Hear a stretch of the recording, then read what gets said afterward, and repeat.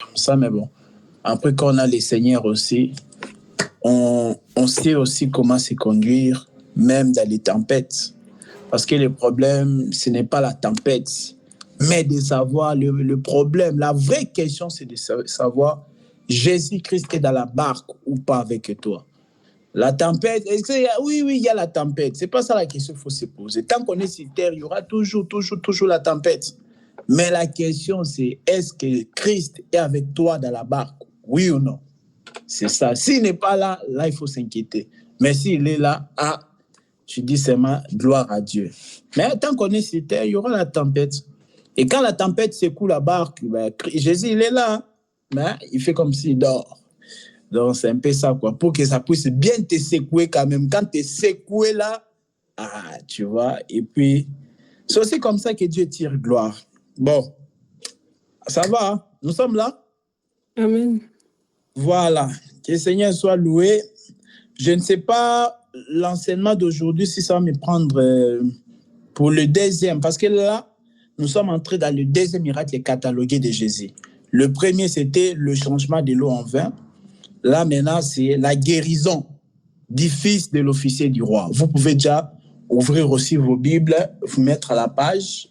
Mais avant qu'on puisse commencer l'enseignement, j'aimerais savoir ceux qui ont fait leur résumé. La sœur Myriel m'avait dit qu'elle est vraiment empêchée. Du coup, elle avait fait son résumé déjà par audio. Elle m'a envoyé son résumé de 6 minutes ce matin. Mais je ne sais pas si d'autres ont fait leur résumé. J'ai fait mon résumé. C'est 2 Thessaloniciens, n'est-ce pas? Chapitre 1 à 3. Oui, et déjà, pour la semaine prochaine, on va lire 1 Timothée. Il y a 6 chapitres, on va lire 1 Timothée pour la prochaine fois. Bon, moi aussi, je l'ai lu, hein, mais bon, moi, je ne peux pas faire le résumé parce qu'en même temps, je dois encore exposer l'enseignement, donc voilà. Mais moi, je l'ai lu 2 fois même. Je l'ai lu 2 fois. Voilà. Oui, bon, la place à la sœur Francine. On dit plus ou moins 1 minute, mais bon, on peut aller... Non, je vais être vraiment courte. Je ne vais pas être très long. Mais ça m'a vraiment... Je crois que je vais revenir méditer. C'était très bien. 2 Thessaloniciens, chapitre 1. Donc, pour le chapitre 1, en fait, j'ai retenu en fait que Paul, Sylvain et Timothée rendaient continuellement grâce à Dieu à cause de la foi des Thessaloniques. Ils avaient vraiment fait de progrès dans leur foi et aussi la charité avec les uns des autres. Vraiment, c'était bien. Et aussi la persévérance de leur foi au milieu des tribulations et de persécutions. Donc, vraiment, ça m'a vraiment marqué. Parce que parfois, quand on parle de la grandeur de la foi, souvent les gens ne pensent pas à la persécution et la tribulation et la capacité aussi de supporter tout cela, comme tu parlais avant qu'on ne commence. Et le verset 5 aussi m'a marqué parce que Paul réitère et il dit « C'est une preuve du juste jugement de Dieu pour qu'ils soient jugés dignes du royaume de Dieu. » Donc, par tout ce qu'ils ont traversé, en fait, ils trouvent que c'est digne, en fait, c'est d'une manière digne d'accéder au royaume de Dieu, de souffrir pour le royaume de Dieu. Mais aussi, il raffirme à la fin de ce verset aussi même pour ceux-là qui nous font, en fait, l'injustice, en fait. Donc, ça ne serait pas aussi seulement parce que nous souffrons, eux aussi, qui nous font souffrir aussi. Ils seront aussi jugés aussi par le Seigneur. Donc, voilà vraiment ce que j'ai retenu, vraiment ce qui m'a marqué sur ce chapitre. Comme Ok, merci beaucoup. Oui, au chapitre 2, en fait, au chapitre 2, Paul réaffirme encore, parce qu'il y avait une spéculation par rapport à l'avènement de notre Seigneur. Et lui va plus exactement expliquer comment l'avènement va se faire. En fait, il y a plusieurs étapes. Et il rappelle déjà que l'esprit de l'impie, il est déjà là, mais il faut d'abord que ce qui l'empêche, en fait, ait disparu. Oui. Et aussi, il explique comment ça va se passer les étapes. Il faut d'abord que, comment on l'appelle, arrive au lieu saint. Et en fait, il y a beaucoup d'étapes. Après, il y a l'apparition du Fils de l'homme et comment aussi l'ennemi va être aussi détruit. C'est ce que j'ai vraiment aussi retenu. Et puis, à la fin de ce chapitre, il nous exhorte vraiment de demeurer ferme dans la foi, de retenir les instructions En fait, oui, c'est ce qui me plaît. Donc, il expose et il nous dit à nous de demeurer ferme, de rester toujours soudés dans l'enseignement et dans la parole. Au chapitre 3, en fait, Paul demande aux bien-aimés de prier pour lui, de prier pour eux, afin qu'ils continuent à répandre la bonne nouvelle et enfin que le Seigneur soit glorifié. Et aussi, ce qui m'a aussi le plus marqué, c'est à la fin du chapitre, en fait, c'est ce que beaucoup de bien-aimés, en fait, les serviteurs de Dieu, en fait, font souvent. En fait, tu vas voir beaucoup de serviteurs dire que nous sommes vraiment dédicacés à la parole de Dieu, nous ne travaillons pas. On voit le modèle ici, il dit bien que celui qui ne veut pas travailler ne mange pas non plus. Je bénis le Seigneur pour ce verset parce que j'ai été interpellée 3 fois aujourd'hui pour ça. Le pasteur Philippe Mukenge est en train de prêcher un truc sur la pauvreté et il attire vraiment une attention sur ça. Et en fait, quand j'ai relu aujourd'hui aussi, ça m'a donné une idée un peu différente parce que en fait, je lisais, je ne voyais pas ne veut pas travailler en fait. Merci beaucoup. Oui, le ne veut pas. Parce qu'il y a les personnes qui cherchent le travail aussi, ils n'ont pas de travail, mais ils doivent manger parce qu'ils font quand même l'effort. C'est ça. Donc, en fait, c'est ce que j'ai un peu médité, en fait, lu, retenu, et vraiment, c'était très bien. Je pense que je vais encore méditer. Ok. Oui. Ok, merci beaucoup. C'est bon, c'est pour Francine? Oui, j'ai fini mon résumé.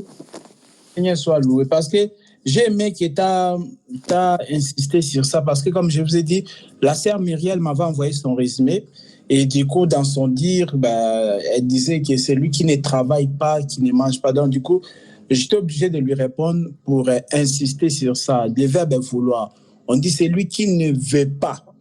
Donc, c'est une personne qui a la possibilité, mais n'a pas la volonté. Donc, ça dépend de lui. Il a la possibilité, il est en bonne santé, il a ses membres au complet, tout ça, mais il ne veut pas travailler. Donc, c'est ça. Ça, c'est un cas. Mais il y a d'autres aussi, il veut, mais il ne peut pas. Donc, là, c'est compliqué. Alors là, on dit que c'est lui qui ne veut pas travailler. C'est-à-dire que c'est une personne qui a la possibilité, mais il ne veut pas travailler. Il y a des gens ici, ils veulent travailler. Par exemple, en Afrique, là-bas, mais il faut brancher, il faut corrompre tout ça. Alors que lui, il voit, ouais, il dit non, je ne peux pas faire ça pour ma foi. Il va aller chercher du boulot, les études auxquelles il a étudié tout ça. En fait, là, il poste pour... Il va aller chercher du travail pour un poste, mais en fonction de ses études. Mais le problème, c'est que là-bas, ce n'est pas comme ça. Il faut faire des alliances humaines. Vous voyez? Donc, il faut devenir ça, il faut faire ça, il faut faire tel sacrifice bizarre, démoniaque.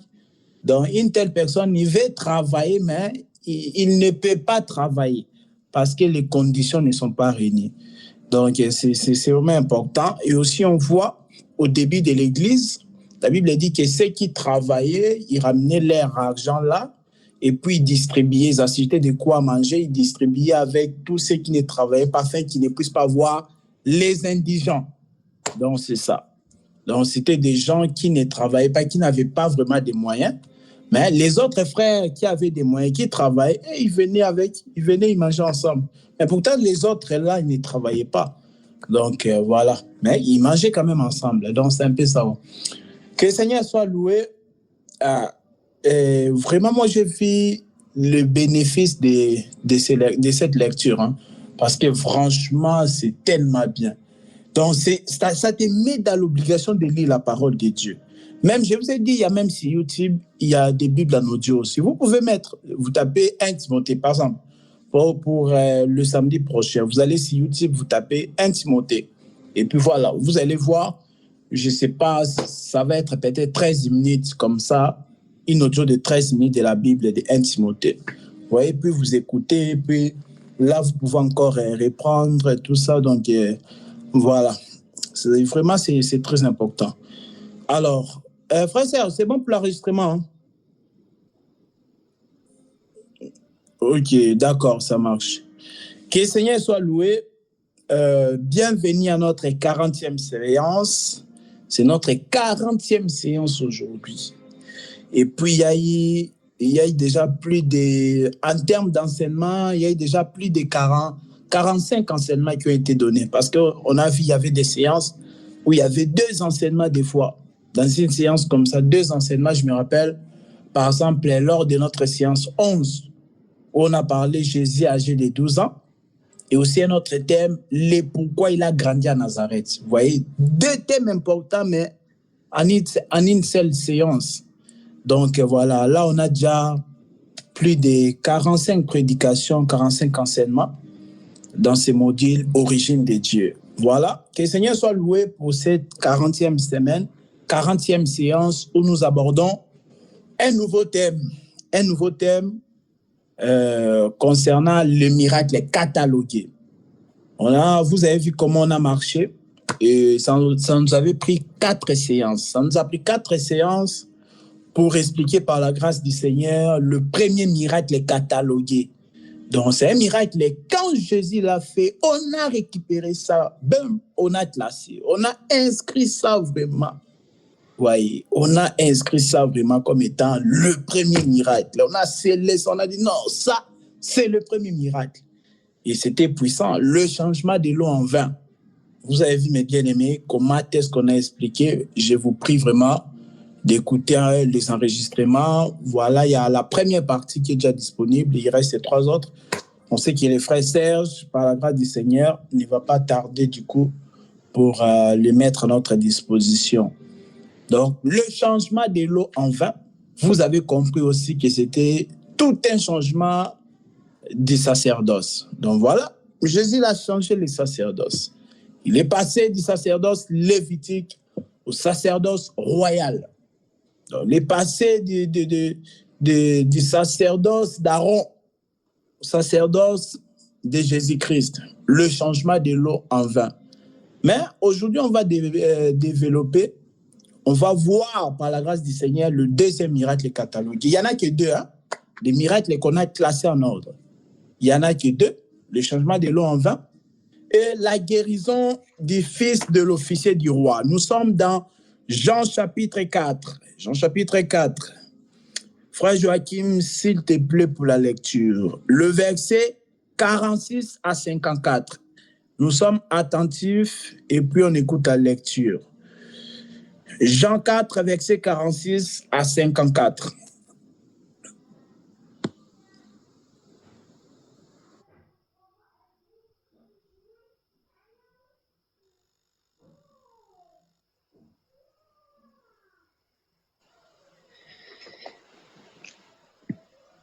Jean 4, verset 46 à 54. 46. Comment? Alors, Jésus retourna donc à Cana en Galilée, où il avait changé l'eau en vin.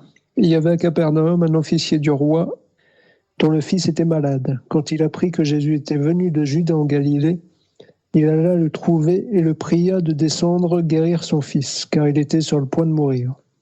Jésus lui dit, « Si vous ne voyez pas des signes et des prodiges, vous ne croirez donc pas. » L'officier du roi lui dit, « Seigneur, descends avant que mon enfant ne meure. » « Vas-y, lui dit Jésus, ton fils vit. » Cet homme crut à la parole que Jésus lui avait dite et s'en alla. Il était déjà en train de redescendre lorsque ses serviteurs vinrent à sa rencontre et lui dirent, « Ton enfant vit. » Il leur demanda à quelle heure il était allé mieux et ils lui dirent, « C'est hier à 1h de l'après-midi que la fièvre l'a quitté. » Le père reconnut que c'était à cette heure-là que Jésus lui avait dit, « Ton fils vit. » Alors il crut, lui et toute sa famille. Jésus fit ce deuxième signe miraculeux après être revenu de Judée en Galilée. Voilà.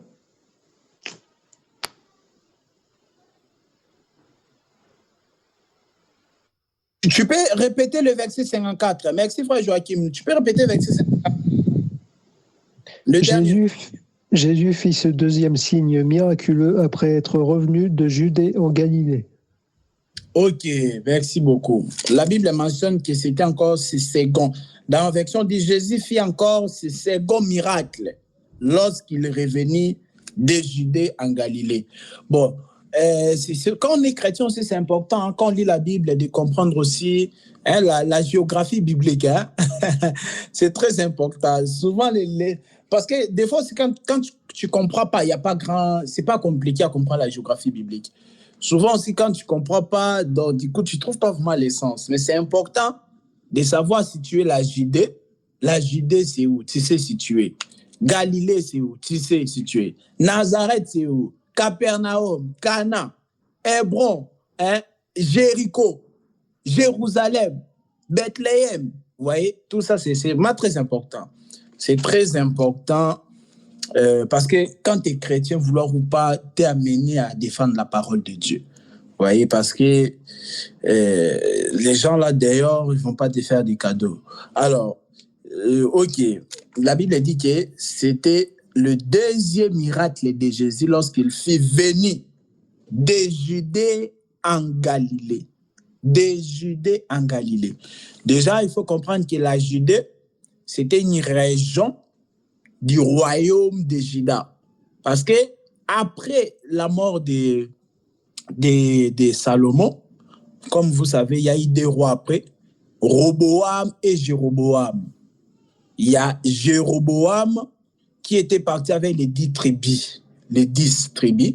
Donc, il y a eu une division entre les 12 tribus. Ils se sont divisés. Il y a eu 10 tribus qui sont parties au nord. Le royaume du nord, qu'on appelle aussi le royaume d'Israël. Ça, c'est très important. Le royaume d'Israël, dont la capitale est Samarie. Ils étaient partis avec le roi Jéroboam.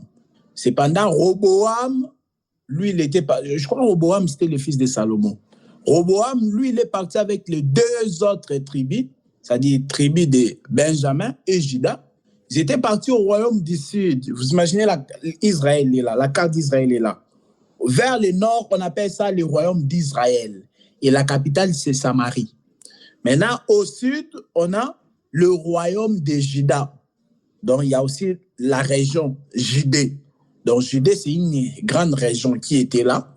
Et ça compte principalement la ville. Donc, dans Judée, on avait la ville de Jérusalem, on avait la ville de Bethléem, on avait la ville de Hébron, on avait aussi la ville de Jéricho. Donc, c'est pourquoi je disais tout à l'heure, c'est important de connaître la géographie biblique parce que ça va aider à un moment donné. À un moment donné, tu vas bloquer dans la compréhension biblique à cause des questions géographiques de la Bible. C'est très important. Donc, on voit Judée maintenant, c'était dans le royaume du sud, dont la capitale était Jérusalem. Donc, Jérusalem, ce n'était pas au centre d'Israël, non. Jérusalem, ce n'était pas au nord. Jérusalem, c'était au sud, dans le royaume du sud. Voilà. Donc là, il y a eu des tribus qui sont parties là-bas. Donc, ça formait la région Judée. Jésus est venu de Judée, oui. Donc, c'est là où il y a la tribu de Benjamin et Juda. Et tandis que lorsqu'il est en Galilée, Galilée, c'est une grande région aussi vers le nord.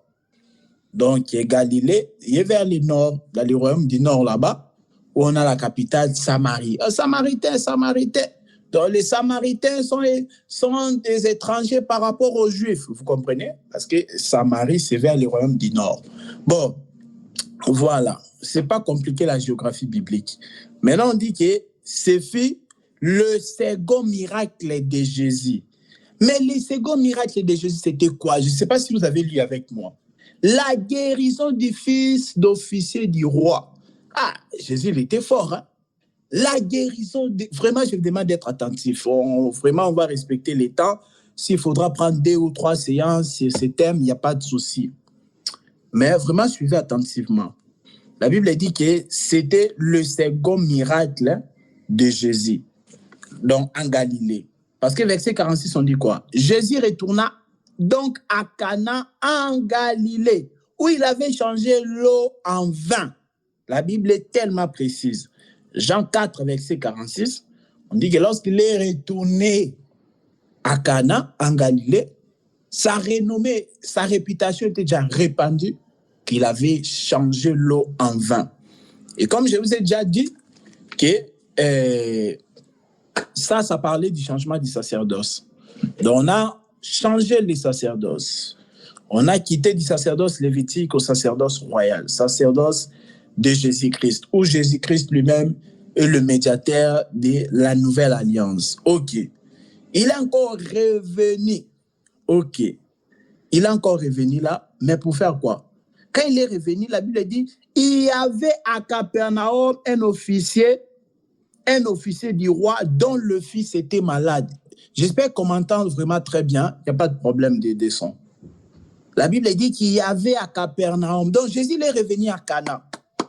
C'est pourquoi je vous ai dit vraiment, même lorsque vous êtes là et tout, vous êtes tranquille et tout, prenez votre téléphone, allez regarder la géographie biblique, c'est important.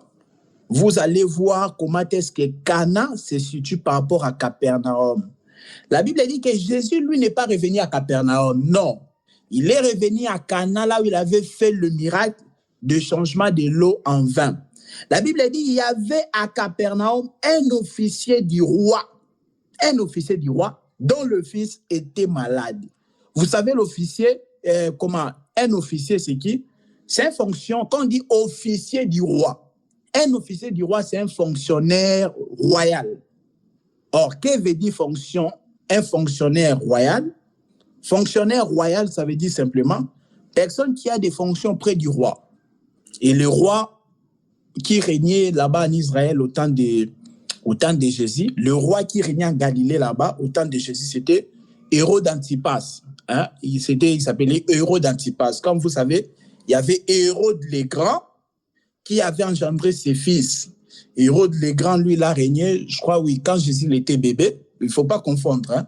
Il y a Hérode le Grand qui a régné quand Jésus était encore bébé. Après, il a eu aussi ses enfants, ses 3 fils. On a eu Hérode Archélaos. Il a eu aussi Hérode Antipas et Hérode Philippe. C'est bon, ça c'est juste l'histoire, quoi. Donc, Hérode le Grand a eu ses fils. Il a eu Hérode Archélaos, Hérode Antipas, Hérode Philippe. Mais maintenant, en ces temps ici de Jésus, quand Jésus il est déjà bien entré dans son ministère, il y avait Hérode Antipas. Voilà. On était juste des passages là. Mais c'est pour dire qu'il y avait un officier du roi à Capernaum. Vous imaginez? Donc, une personne qui occupe des fonctions auprès du roi. Mais le problème, c'était quoi? Le problème, c'est que son fils était malade. Il faut souligner ça. Le fils de l'officier était malade. Maintenant, l'officier a appris que Jésus est venu de Judée en Galilée. Donc, il a quitté la région du sud, Judée, et il est monté jusqu'à Galilée. Or, dans Galilée, c'est aussi une grande région. Dans Galilée, on a Nazareth, on a Capernaum, on a Cana, tout ça. Mais maintenant, l'officier, là, lui, il habite à Capernaum. Il devait maintenant se rendre à Cana pour plaider la cause de son fils, pour demander la guérison de son fils à Jésus. J'espère que nous sommes ensemble jusque-là.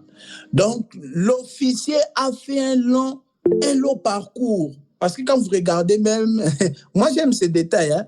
Bon, c'est facile à lever la main. Bon, essaye d'écrire la question. Et essaye d'écrire la question, c'est Français, on va revenir pour ne pas interrompre l'enregistrement. Donc, du coup, il a fait un long parcours. C'est vraiment bien hein, de vérifier même dans la Bible. Tu es là, tu tapes, de Capernaum à Cana, c'était combien de kilomètres? Juste, c'est important. C'est les choses de la Bible. Mais comprenez que c'était un long trajet quand même, de quitter par Capernaum jusqu'à Cana. Donc, on voit quand tu regardes tout, on voit qu'il faut il faut contourner quand même le lac de Tibériade. Donc, il y avait un lac là qu'on appelle lac de Tibériade. Il faut passer par là, prendre le chemin là, donc traverser tous les lacs de Tibériade pour arriver jusqu'à Cana. Et maintenant, cet homme ici l'a fait. Il était officier du roi. Donc, vous imaginez, une personne qui occupe des fonctions près du roi, il ne manque pas de l'argent. Mais son fils est malade. Il a des limites. C'est ça dans la vie. Dans la vie, tu peux occuper vraiment un poste vraiment meilleur. Tu te dis, je gagne bien l'argent. Mais bon, Dieu, s'il veut t'humilier, Dieu, s'il veut te montrer que lui, il est Dieu, il va le faire. Donc, c'est comme ça maintenant. Son fils est malade. Malgré ses fonctions près du roi, cela ne va pas guérir son fils. Donc, il a fait carrément ce trajet-là, quittant Capernaum jusqu'à Cana. Donc, on voit aussi que Cana était élevé par rapport à Capernaum. Pourquoi? Parce que la Bible dit, verset 47, Et ayant appris que Jésus était venu de Judée en Galilée, il alla vers lui et pria de descendre. Il prie à Jésus de descendre et de guérir son fils. Donc, descendre là, ça dit que Jésus quitte Cana pour aller guérir son fils à Capernaum. À Capernaum, il y a eu beaucoup de choses extraordinaires. Vous connaissez bien l'enseignement sur Capernaum, qu'on avait beaucoup aimé. Alors, il dit quoi? Guérir son fils qui était près de mourir. Le fils de l'officier du roi était près de mourir, Donc, il dit, il m'approche de la mort. Maintenant, Jésus lui dit, si vous ne voyez des miracles et des prodiges, vous ne croyez point. Ce n'est pas une question ici. Au verset 48, Jésus affirme qu'il y a des gens, pour qu'ils puissent croire, ils doivent seulement voir. Ce n'est pas une question. Jésus ne pose pas la question. Il affirme carrément. Il dit que si vous ne voyez des miracles et des prodiges, vous ne croyez point. Donc, il y a des gens comme ça dans la vie pour qu'ils croient. Il faut les miracles. Vous voyez un peu. C'est pourquoi souvent on dit que les miracles, c'est même pour les païens, c'est pour convaincre les païens. Un enfant de Dieu, donc il n'a pas besoin de miracles pour aimer encore Dieu davantage. Bon, c'est vrai que ce sont les bienfaits de Dieu, ça fait du bien. Mais quand tu es enfant de Dieu, tu n'as pas besoin de voir le miracle pour croire en Dieu.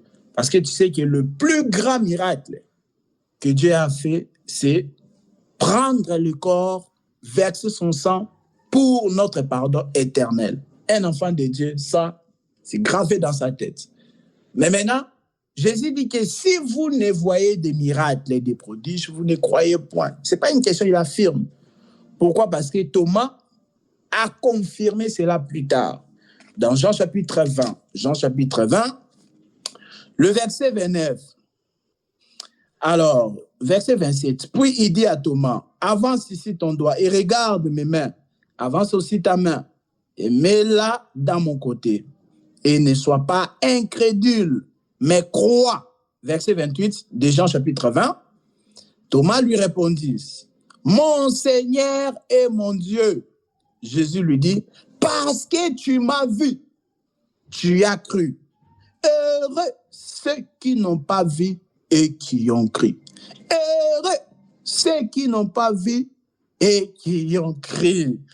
Je répète encore, heureux ceux qui n'ont pas vu et qui ont cru. Parole du Seigneur. Jésus dit à Thomas que voilà, que je suis ressuscité, c'est moi Jésus. Thomas, il ne veut pas, il veut toucher les mains de Jésus pour voir si c'est vraiment lui qui avait crucifié, qui était crucifié.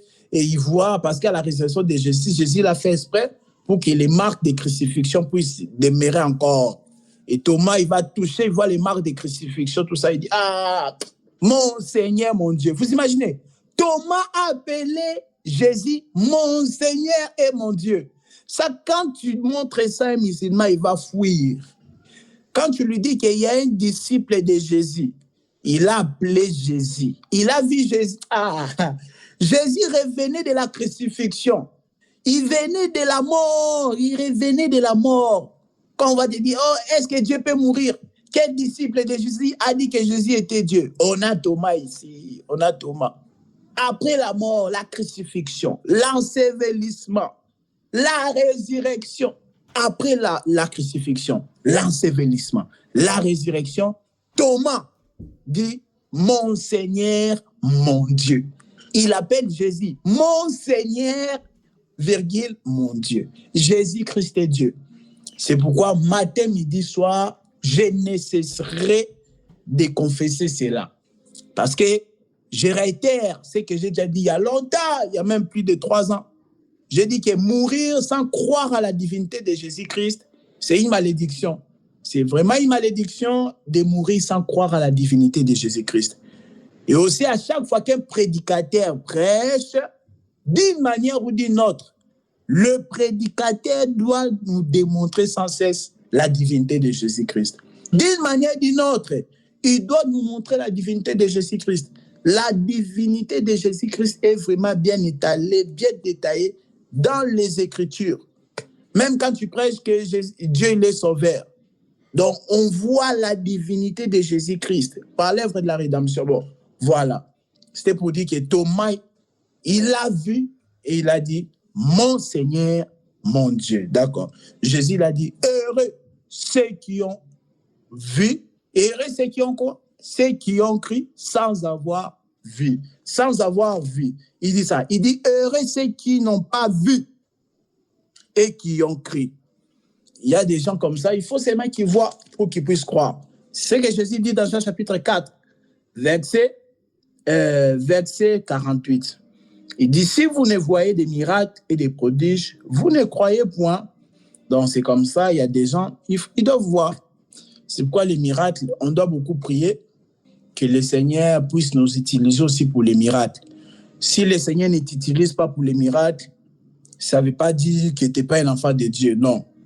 Mais ça veut dire aussi que tu dois comprendre seulement le pourquoi du miracle. Pourquoi Dieu doit m'utiliser pour les miracles? Pour m'enorgueillir, pour me voir au-dessus des autres. C'est ça la raison pourquoi je cherche que Dieu puisse m'utiliser pour les miracles. Parce que 1 Corinthiens est clair. 1 Corinthiens chapitre 14 est clair. Recherchez l'amour, aspirez au don spirituel. La meilleure façon d'aspirer au don spirituel, c'est de rechercher l'amour. La Bible dit rechercher l'amour. Rechercher, c'est quelque chose que tu as déjà. Mais tu travailles ça encore. On dit rechercher l'amour, aspirer au don spirituel. Parce que lorsque le don spirituel n'est pas pour l'édification du corps, c'est pour la destruction du corps. C'est pour la destruction du corps. Il y a des gens, il prie beaucoup. Toi, tu penses qu'il est humble. Maintenant, il n'est pas humble. Il prie beaucoup pour que Dieu puisse lui donner l'onction de faire des miracles, pour s'enorgueillir, pour se voir au-dessus des autres. C'est ça. Mais nous, on doit aussi aspirer à cela. On doit prier. Parce qu'il y a des gens, Jésus l'a dit dans Jean 4, verset 48, il y a des gens, s'ils ne voient pas, ils ne croient pas. On a vu l'exemple de Thomas. À l'instar de Thomas, le disciple de Jésus, il a vu et il a crié. Jésus l'a dit, heureux ceux qui n'ont pas vu et qui ont cru. Donc, c'est ça. Nous sommes heureux. Quand tu vas rencontrer un athée, il va te dire quoi? Il va te dire, ou les gens de Dieu des Noirs là, hein? Qu'est-ce qu'ils vont dire? Ils vont te dire, ah, mais toi, tu as vu Jésus. Comment on t'a fait gober des trucs comme ça? Je vous ai dit, mes bien-aimés, cette semaine, j'ai une confrontation terrible. En plus, je ne savais même pas. En sortant de la maison, je ne savais pas que j'allais avoir cette confrontation-là. C'est pourquoi il faut toujours être prêt. Quand je vous dis ici que les enseignements, il faut vraiment les prendre au sérieux. Il faut vraiment les prendre au sérieux. Vous voyez? Bon, je ne sais pas si vous me voyez encore, hein? Parce que là, je me vois. Ah, ok, d'accord. Les enseignements, il faut vraiment les prendre au sérieux. Par exemple, quand tu es à la maison, tu sens qu'il y a une notion, il y a un enseignement qui t'échappe. Il faut chercher ça et puis compléter ta connaissance. Parce que c'est important. Il y a des endroits où tu vas te retrouver comme ça. C'est chaud. Si tu ne connais pas les Écritures, tu vas rester comme ça, la bouche fermée. On va fermer ta bouche. Dans cette semaine ici, j'ai eu une confrontation là. Non, mais c'était imprévu. Je ne m'attendais même pas. Et puis, je rencontre quelqu'un qui croit qu'il ne croit pas vraiment en Jésus-Christ. Il ne croit pas vraiment aux choses de Dieu. Bon, à un moment donné, il dit qu'il croit que Dieu existe, mais c'est compliqué. Jésus, c'est pour les Blancs. Vous voyez, la Bible, on a ramené ça pour dominer l'homme noir, l'homme africain. Vous voyez, donc, je les ai plongés aussi dans l'histoire. J'ai dit qu'il faut faire la différence entre la Bible et l'Évangile qui était déjà connu d'avance par les Africains. La Bible, oui, la Bible a été ramenée en Afrique par les Occidentaux, tout ça. Mais à l'époque de Jésus, il y avait des Africains. Il y a un homme comme Simon le Cyrène. Simon le Cyrène, il a vu Jésus passer comme ça, avec la croix et tout. Et puis, lui aussi, il l'a suivi. Simon le Cyrène, Cyrène, c'est une ville en Libye. Simon le Cyrène, vous voyez, donc un Africain, la Bible dit, il avait aussi ses enfants, quand vous lisez les évangiles. Il avait aussi ses enfants. Et Simon le Cyrène, il a assisté aussi à l'œuvre de la croix aussi. Donc, vous voyez, un Africain qui était déjà là. L'énigme éthiopien aussi, c'était aussi un Africain. Vous voyez? Donc, il y avait des Africains, ils ont vécu au temps de Jésus. Il y avait des Africains qui ont expérimenté aussi la gloire de Dieu. Ils ont expérimenté l'évangile. Mais seulement, il y a eu d'autres qui ont connu ça après. Et même, je dis, les Occidentaux qui ont ramené la Bible en Afrique, mais ils ont transporté un colis qu'eux-mêmes ne savaient pas, parce que s'ils ont, ils ont fait de cela, ils ont profité de ça pour rendre les Africains des esclaves, ben alors, ce n'est pas la Bible, c'est pas la Bible. Parce que quand tu lis la Bible comme ça, la Bible ne dit pas que l'homme l'Occident est supérieur à l'Africain. Non, la Bible n'a pas dit ça. La Bible n'a pas dit que les Occidentaux doivent dominer les Africains. Bon, moi, je cherche cette écriture-là. Qui a cette écriture-là? Que les Occidentaux doivent faire des Africains leurs esclaves. Moi, je n'ai pas ça. Donc, il est possible, j'ai répondu à la personne qu'il est possible de transporter un colis sans pour autant savoir ce qui est caché, sans pour autant savoir les contenus. Donc, il y a une enveloppe là, comme les gens de la poste, ils viennent nous livrer des choses ici. Ils te livrent comme ça une enveloppe, mais dedans, ils ne savent pas c'est quoi à l'intérieur. Donc, il est possible juste, tu transportes un colis, mais tu ne connais pas les contenus. Donc, c'est ça. Donc, ils n'ont pas utilisé la Bible pour détruire l'Afrique. Non. Quand tu ouvres les colis en question, non, c'est pas ça. C'est pas pour la destruction. Alors, juste là, je vois les caméras allumées de certains bien-aimés. Si vous pouvez allumer, s'il vous plaît. Alors, voilà. Alors, donc, nous continuons. OK. D'accord. Oui. Un instant, s'il vous plaît. Je suis en train de régler. Oui, c'est bon. Je suis en train de régler la caméra. Donc, on continue pour dire que il faut toujours être prêt parce que on ne sait jamais. On ne sait jamais quand est-ce qu'on sera sollicité. Parce que du coup, j'ai été amené à expliquer vraiment la grandeur de Dieu sans la Bible. Vous imaginez? Donc, j'ai expliqué à ces gens-là qui ne croyaient pas en Jésus. Ils disent que Dieu existe, mais l'affaire là de Jésus, c'est compliqué. Jésus, il était pour une race là. Les Africains, ils priaient qui avant Jésus. Et avant que Jésus puisse venir, les Africains, ils priaient qui? J'ai dit, mais ce n'est pas parce qu'ils étaient attachés à quelque chose, aux choses, aux statuts, à des gens qu'ils estimaient être des dieux, qu'ils étaient dans la vérité. Non. Mais j'ai été amené à expliquer que d'abord la nature là, on voit qu'il y a un Dieu. L'architecture parfaite. On est venu dans ce monde, on trouve une architecture parfaite. On comprend qu'il y a un Dieu. Tu rentres dans une pièce, tu trouves la lumière allumée. Tu vas dire que la lumière s'est fabriquée toute seule parce que je vois personne ici. Non, la lumière là, c'est un signe. Ça te montre qu'il y a quelqu'un bien, il y a bien quelqu'un qui l'a fabriqué. On est venu dans ce monde ici, on trouve une architecture parfaite. Voilà, il y a des plantes, il y a l'homme et la femme qui engendrent aussi des humains. Donc, vous voyez, une architecture parfaite. Donc, on s'est mis d'accord sur ça d'abord, que Dieu existe. Ils ont dit, oui, Dieu existe. Après, j'ai commencé à expliquer encore que la nature, là, c'est que Dieu l'a mis en place, tout ça, c'est pour notre bien physique. Parce qu'une fois tu meurs, tu n'auras plus besoin de ça. Tu n'auras plus besoin de tout ça, de manger, de voir tout ce qu'on voit là, de voyager. On est d'accord. Donc, ce qu'on voit ici, la nature, là, c'est pour le bien-être physique de l'homme. Mais je dis que l'être supérieur qui est Dieu, l'esprit supérieur qui est Dieu, il a fait des choses pour l'extérieur, pour le physique de l'homme, mais il ne s'est pas seulement arrêté là.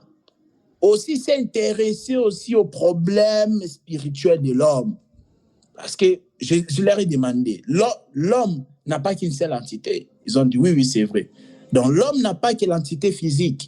L'homme a aussi l'entité spirituelle. Alors, c'est Dieu-là qui a fait une architecture si parfaite là. Il ne peut pas seulement s'intéresser aux problèmes physiques, sachant que d'abord, lui-même, il est spirituel. Vous voyez? Donc, il a réglé les problèmes physiques de l'homme, mais bien plus le problème spirituel. Je dis, le grand problème de l'homme, c'est quoi? Le grand problème de l'homme, c'est le péché. Les grands problèmes, c'est le péché. Même j'ai posé la question, c'est quoi les messages clés de la Bible? La personne ne m'a pas vraiment répondu. J'ai dit, ah, vous voyez? Donc, souvent, les gens veulent vous intimider. Alors que quand tu l'affrontes comme ça, tu vois qu'il ne connaît même pas la Bible. Il m'a dit autre chose. Moi, j'ai dit, c'est quoi le message? Il faut connaître ça, mes bien-aimés.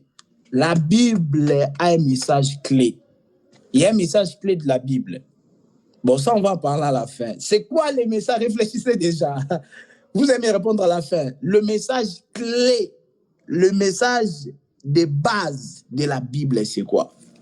Parce que certains pensent que la Bible, c'est pour rendre l'Africain esclave de l'Occident. Hein? Que l'Africain devient esclave de l'Occident. Est-ce que c'est ça? C'est quoi le message clé? Donc, quand on va répondre à cette question-là, il y a des débats qui vont s'arrêter. Et ils ont ramené la Bible pour nous utiliser, tout ça, tout ça. Voilà. Donc, j'ai été amené à expliquer aussi que l'être là, spirituel, l'esprit spirituel qui est Dieu, il a aussi prévu une solution pour le problème spirituel de l'homme. Ce n'est pas seulement intéressé à son problème physique, mais bien plus son problème spirituel a donné une solution une fois pour toutes. Donc voilà, mais quand tu voyais que la personne était en train de parler, tu as l'impression que tu ne vas pas t'en sortir ici. Comment il était en train de parler. Mais quand j'ai pris la parole, vraiment, j'ai bien fait asseoir la chose en partant de la création de Dieu, en montrant les choses visibles et aussi en montrant les choses invisibles que Dieu l'a fait. Donc, c'est important d'être toujours prêt. Je ne m'attendais même pas à ça, mais vraiment, c'est très important. Donc, on revient à ce qu'on disait.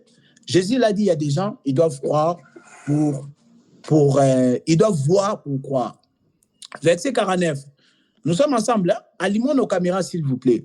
Verset 49 de Jean, chapitre 4. L'officier du roi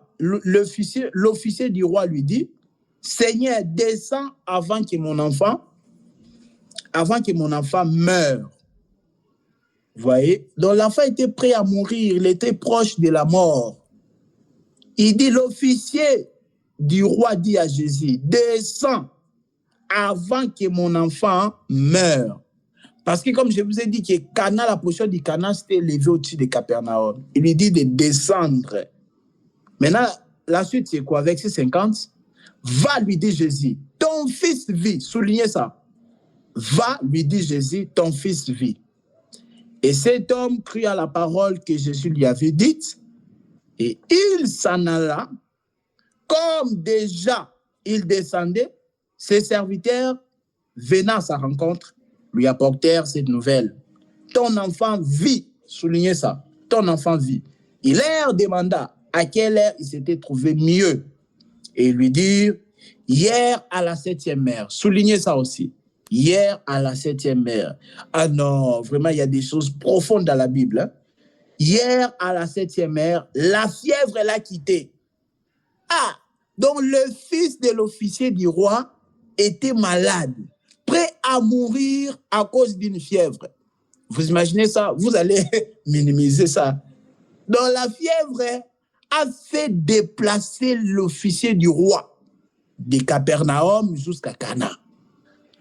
L'officier du roi a traversé, il a longé le lac de Tibériade, tout ça. Il a fait un long parcours à cause d'une fièvre. Vous allez sous-estimer ça, mais la Bible précise, cette fièvre ici était en train de tuer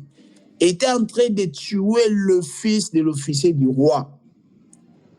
Donc, on dit qu'hier, à la 7e heure, la fièvre l'a quitté. Le père reconnut que c'était à cette heure-là que Jésus lui avait dit, ton fils vit, et il crut, lui et toute sa maison. Encore une fois, quand ils ont vu la fièvre quitter, lui, il a cru en Jésus, l'officier du roi a cru en Jésus, et toute sa maison. Verset 54, Jésus fit encore ce second miracle lorsqu'il est venu de Judée en Galilée. Donc voilà, on est en train d'introduire, bon, il nous reste 10 minutes aussi, mais vous voyez déjà la manière dont on est en train d'introduire par la grâce du Seigneur. Donc, Jésus l'a dit, par exemple, on est aujourd'hui, on est samedi, hein? Nous sommes samedi les combien? Les 3 août, c'est ça? Samedi les 3 août 2024. Donc, c'est en ce jour, par exemple, l'officier du roi se présente devant Jésus, plaidant, cherchant la guérison de son enfant. Jésus lui dit, va, ton fils vit. Parce qu'il était tellement inquiet que son fils est prêt à mourir. Et maintenant, quand il retourne, Jésus dit, va. Quand il retourne, c'est-à-dire qu'ils étaient à Cana. Il retourne, il arrive à Capernaum. On est déjà dimanche 4 août 2024. Parce qu'on lui dit que ton fils vit. Il dit, depuis quand? Il dit, depuis hier à la 7e heure. Donc, c'est hier à la 7e heure, c'est-à-dire samedi 3 août 2024, à la 7e heure, que l'officier du roi s'était présenté devant Jésus. Et Jésus lui a dit, va, ton fils vit. Très important. Vous voyez quand même le parcours. Donc, si aujourd'hui Jésus l'a dit, non, va, c'est bon. Et il est parti, il est arrivé jusqu'à le lendemain. Donc, vous voyez quand même la distance entre Cana et Capernaum. Mais cela l'a motivé parce que la santé, la vie de son enfant, de son fils était en danger quand même. Donc, le second miracle de Jésus à Cana en Galilée, qu'est-ce que nous voulons dire? Nous voulons dire que Jésus avait déjà fait le premier miracle. Il avait fait le miracle de transformation de l'eau en vin. Il avait déjà fait ça. Maintenant, il est retourné au même endroit. Maintenant, cette fois-ci, quand il retourne, il n'y a plus Marie qui est là. Il n'y a plus Marie. Il n'y a plus Marie qui est là pour dire que le vin il a manqué, tout ça. On ne mentionne pas les disciples de Jésus dans cette histoire ici, vous voyez. Mais il est revenu au même endroit, dans la même ville. Bon, ça dépend si c'est ville ou village de Cana, parce que, comme je vous avais dit, généralement, on parle d'un village lorsque les occupants de la commune sont moins de 2000. Lorsque les occupants d'une commune sont à moins de 2000, on parle d'un village. Mais lorsqu'ils sont à plus de 2000, on parle d'une ville. Donc voilà, village ou ville, donc voilà, comprenez seulement. Donc Jésus, il revient dans la même ville où il avait fait les miracles. Mais cette fois-ci, il n'y a plus Marie, il n'y a plus de disciples, on ne parle plus de ça. Et il n'y a plus un problème de changement. Il y a un problème de quoi? De libérer la parole et de croire. Vous voyez? Ce n'est plus des choses physiques comme ça, mécaniques comme ça. Donc, il n'y a plus à faire ça, pam, pam, pam. Non. Là, maintenant, Jésus parle. Et puis il y a un miracle. Shalom, ma sœur Pélagie. Shalom, shalom. Là, nous sommes en train d'atterrir. Donc, vous êtes dans l'enseignement. Nous parlons sur le second miracle de Jésus. Son second miracle est catalogué. Le deuxième miracle que la Bible a classé. Quand Jésus a fait ces miracles-là, on a dit, c'est fait son second miracle à Cana en Galilée. Et il s'agit de la guérison du fils de l'officier du roi. Notre texte de base, c'était dans Jean chapitre 4, versets 46 à 54.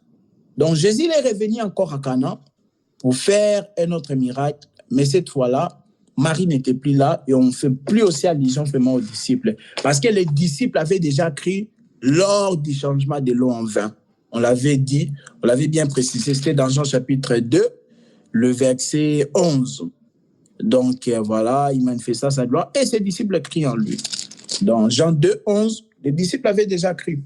Maintenant là, il est revenu pour l'officier du roi. Le fils de l'officier du roi qui était malade.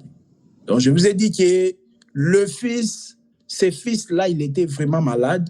Il était prêt à mourir. La maladie, là, il était prêt à mourir. Et l'officier, c'est une personne qui occupe des fonctions auprès du roi. Donc, en l'occurrence, dans ces cas, c'était le roi Antipas. Donc, là où l'officier, il travaillait. Mais malgré ses grades, malgré ses fonctions, malgré ses compétences, tout ça, il ne pouvait pas guérir son enfant. L'enfant avait la fièvre, mais ça fait que l'officier puisse quitter Capernaum jusqu'à Cana. Et on est en train d'expliquer que Jésus, lorsqu'il vient à Cana maintenant, c'est pour parler maintenant. Il parle, il dit, regardez la solution de Jésus. Oh, l'officier, là, il est agité, descends, on y va. Il dit, non, va et ton fils vit. Vous voyez, juste ça, l'officier aussi l'a cru. La Bible dit que c'était à la 7e heure. C'est pourquoi je vous ai demandé de souligner ça. Va, ton fils vit. Ça, c'est une parole de foi. Une parole de foi. Je vous ai dit, le premier miracle, c'était changement des sacerdoces. Donc, c'était pour nous montrer le sang vraiment, le sang de la nouvelle alliance, qui était le vin. Mais maintenant, après être sauvé, après avoir crié à la prédication de la croix, Jésus ne reviendra plus pour faire l'œuvre de la croix. Non. Quand il y a un problème maintenant, Jésus n'a plus besoin de mourir à la croix. Je répète, on a encore cité. On a déjà cru à l'œuvre parfaite de la croix. Lorsqu'il y a un problème, il ne faut plus remettre Jésus sur la croix. Il ne faut plus faire des prières d'incrédulité comme si Jésus n'était pas encore venu mourir à la croix. Non. Là maintenant, il s'agit d'une autre chose. C'est un peu comme Moïse. Pour la première fois, parle, frappe le rocher. Le rocher va donner l'eau. Il a frappé. Le rocher a donné l'eau. Mais pour la seconde fois, Dieu avait dit, tu vas parler au rocher. Mais Moïse l'a encore frappé. Et Dieu a dit, tu n'as pas sanctifié mon nom devant le peuple. N'est pas sanctifié le nom de Dieu devant le peuple d'Israël. C'est que Moïse a donné une mauvaise image. Moïse a donné l'image que le rocher sera frappé 2 fois. Parce que le rocher était Christ. Il va être frappé une seule fois pour toutes. Mais quand toi, Moïse, tu viens encore pour le frapper, alors tu n'as pas sanctifié le nom de l'Éternel. Sanctifier le nom de l'Éternel, c'est de montrer au peuple que Jésus a fait l'œuvre de la croix une fois pour toutes. Il ne reviendra plus. Maintenant, quand il y a des problèmes, il faut appliquer la foi. Donc, l'officier a appliqué la foi et donc son enfant était guéri. Alors bon, on est déjà à 30. Je pense qu'on va faire la deuxième partie prochainement par la grâce du Seigneur. On s'arrête aujourd'hui. On s'arrête ici. Parce que si je continue, ça va encore me prendre beaucoup de temps à lire et tout ça. Donc, on s'arrête ici que Jésus l'a dit, va et ton fils vit. C'était à la 7e heure, Jésus l'a guéri. On a montré ici qu'il faut aussi aspirer aux dons spirituels parce qu'il y a des gens, ils ont besoin de voir pour croire. Tout le monde n'est pas pareil. Donc, c'est pourquoi on doit chercher. Mais la meilleure façon de chercher les dons spirituels, c'est d'aspirer, de rechercher l'amour. Quand on recherche l'amour, on a quelque chose. L'amour, on l'a déjà, mais on travaille sur l'amour. Et c'est comme ça aussi, on est en train d'aspirer aux dons spirituels. Parce que les dons spirituels, c'est pour l'édification et non pour la destruction du corps du Christ. C'est très important. Donc, on va continuer ça. L'officier est retourné. On va voir maintenant qui était cet officier-là. Qui était cet officier-là qui était inquiet, mais que son fils était en vie. On va voir ça prochainement et expliquer aussi la 7e heure. Jésus l'a guéri et c'était à la 7e heure. 7e heure, en fait, j'aimerais que vous compreniez une chose. Dans la Bible, quand vous lisez, vous voyez première heure.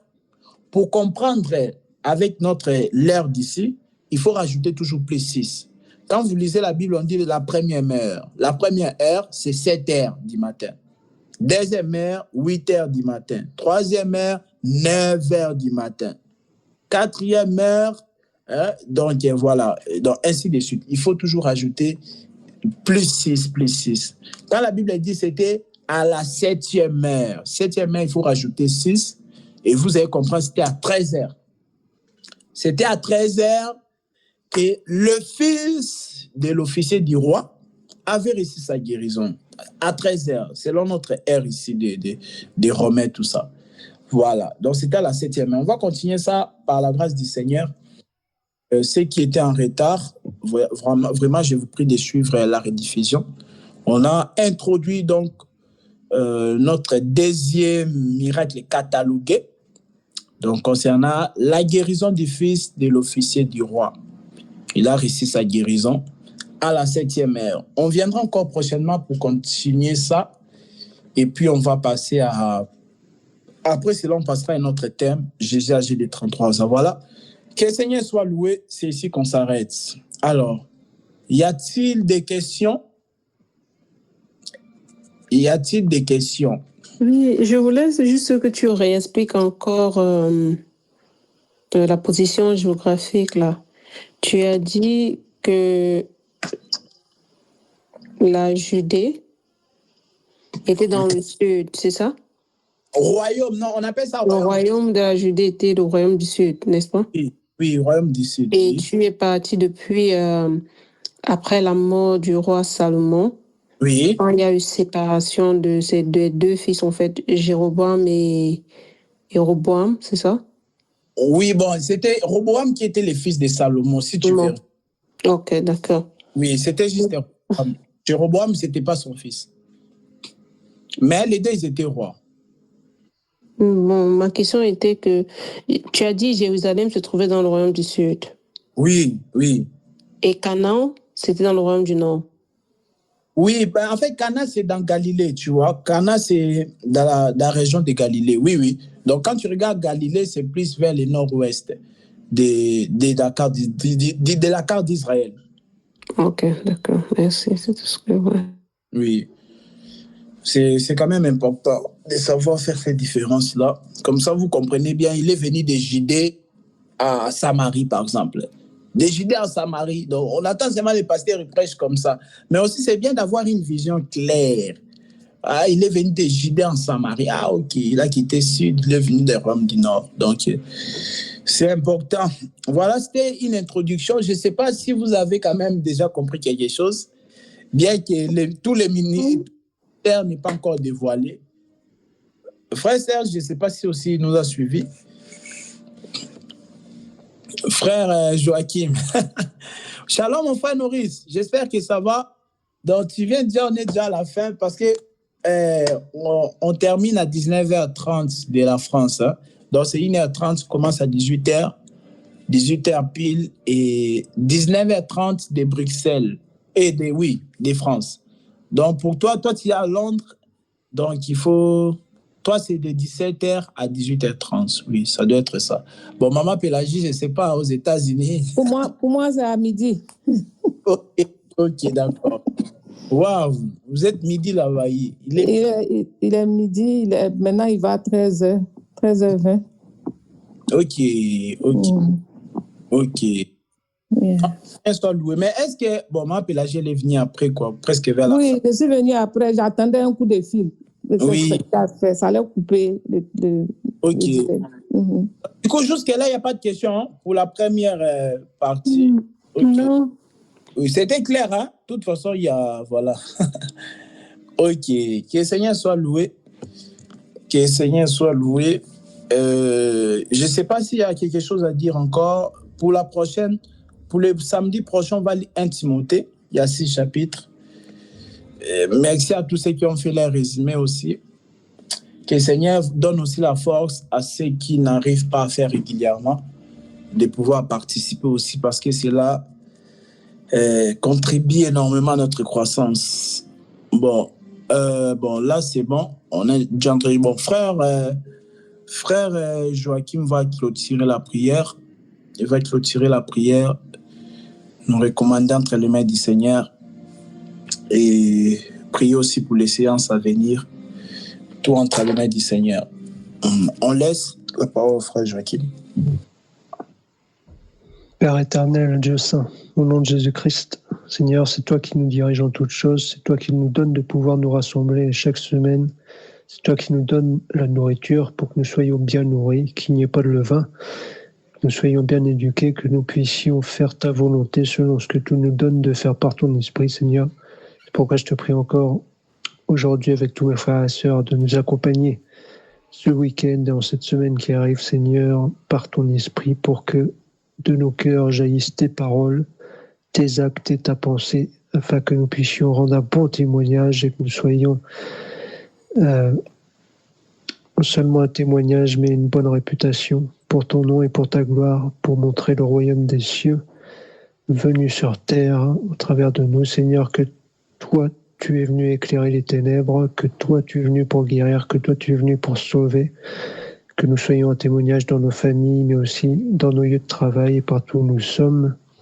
Si ce n'est pas un témoignage, j'en parle qu'au moins qu'il y ait des actes, que nous nous comportions bien selon ta parole, selon le frein qu'apporte ta parole, que que nous ne marchions pas dans la dissolution, mais dans la lumière, toujours plus, Seigneur, avançons toujours plus dans ta parole, étant fortifiés par toi et par ton esprit, par ta puissance, que nous soyons encore dans ta bonne main, que tu nous fasses grâce encore, que nous soyons dans la prière, dans la lecture et dans ce qui t'est agréable, Seigneur, augmentant toujours plus dans toutes les qualités que tu as mises en nous, que nous soyons fortifiés dans l'amour, dans la douceur, dans la patience, dans la miséricorde,